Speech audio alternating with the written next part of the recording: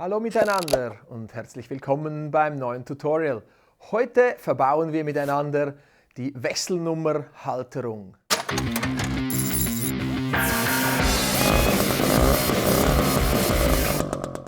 Um diesem Tutorial zu folgen, braucht ihr etwa 5, 10, vielleicht 12 Minuten. Wir brauchen dazu unser Wechselschildhalter. Das heißt, einerseits das schwarze Teil, das kommt ans Moffa. Andererseits brauchen wir das Federblech für unsere Schildhalterung. Also es kann die normale Schildhalterung sein, es kann ans normale Nummernschild sein. Und dazu natürlich noch etwas Werkzeug. Ich habe einen Dreierschraubenzieher, einen Achterschlüssel und eine Zange, um die Schrauben zu sichern.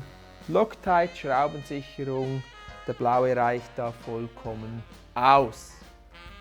Eignen tut sich das Ganze natürlich für jedes Moffa, das ein Nummernschild braucht, vor allem dann, wenn natürlich die großen Freaks mehrere Moffas haben, ein Wechselschild, 4 Hobel, dann ist es natürlich obercool, wenn man natürlich dann sein Schild innerhalb Sekunden an den beliebigen Hobel changen kann. Starten wir gleich rein, das ist eine einfache Sache. Wir haben, wie gesagt, die schwarze Halterung, die kommt da an unser Schutzblech und da werden wir dieses Federblech einhängen. Die Federbleche haben sich auch verändert in der Entwicklungszeit. Wir haben die heutigen Federbleche im Shop mit massiv höherer Federstärke. Also wenn ihr dieser Montage richtig folgt, dann könnt ihr kaum ein Nummernschild verlieren. Wir starten rein. Heute nehmen wir 66 Heroes Nummernschildhalter erster Güte.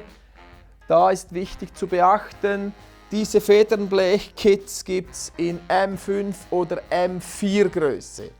Da die Löcher in der 66 Nummernschildhalterung nur für M4 sind, nehmt ihr beim Federblech die M4 Version. Ganz wichtig. Das Federblech wird aufgelegt, dann wird die Schraube eingesetzt, Scheibe, die Scheibe vorher natürlich, Unterlagsscheibe, rein, so sieht das Ganze aus, dann das Blech drauf und dann könnt ihr natürlich da diese Spezial Linsenkopfmutter aufsetzen. Bei der zweiten ebenfalls Scheibe drauf und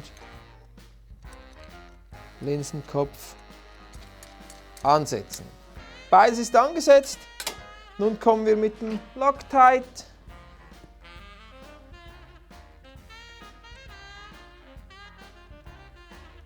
Wir können gleich mit dem Schraubenzieher das Ganze mal etwas anziehen. Ich sage extra etwas, wirklich nur handfest. Jetzt werden wir zuerst einen Test machen, bevor wir das Ganze definitiv anziehen. Wichtig ist, dass wir hier auf den rahmenseitigen, auf den Moffa-seitigen Adapter richtig einfahren können. Großes Loch oben, Schlitz gegen unten, hinten haben wir eine Vertiefung drin, dass das nie mehr rauskommt.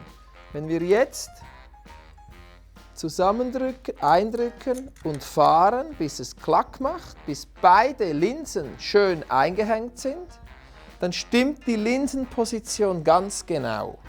Und erst jetzt dürfen wir die Linsen definitiv anziehen.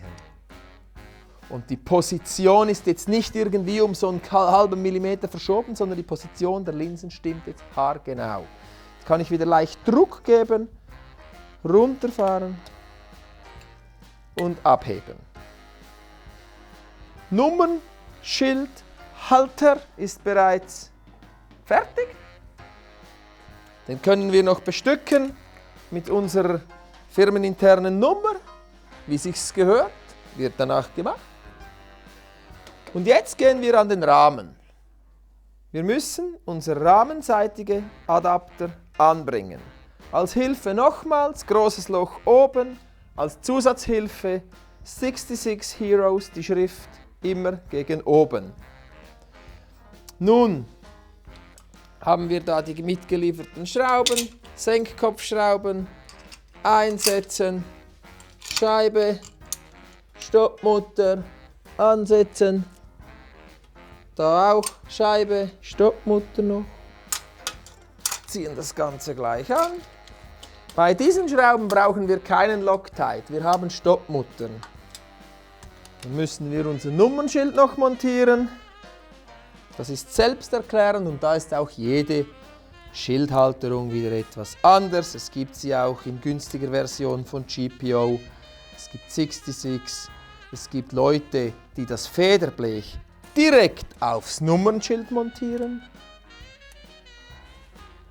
Unsere offizielle Nummer ist montiert, so sind wir immer sicher im Straßenverkehr. Die Polizei sieht ja anhand von der Vignette, dass das Mofa sauber eingelöst ist. Und nun können wir das Schild einhängen. Wir gehen oben in die großen Löcher, drücken nach innen und fahren die Geschichte nach unten. Wenn wir ganz unten sind, muss es wieder etwas rausklacken. Dann gehen die in die Vertiefung und jetzt können wir das auch nicht mehr anheben. Jetzt ist das bombenfest. Aber nun könnt ihr euer Wechselschild so an jeden Hobel hängen, wo diese schwarze Grundplatte besitzt. Das ist der große Vorteil. Ihr könnt im Set beliebige Anzahl an Grundplatten bestellen zu dem Federblech. Somit könnt ihr dann euer Wechselschild wirklich an eure 3 oder 6 oder 100 Hobel hängen, wie ihr wollt. So viel zum heutigen Tutorial. Ich danke fürs Zuschauen und wünsche euch gutes Schrauben.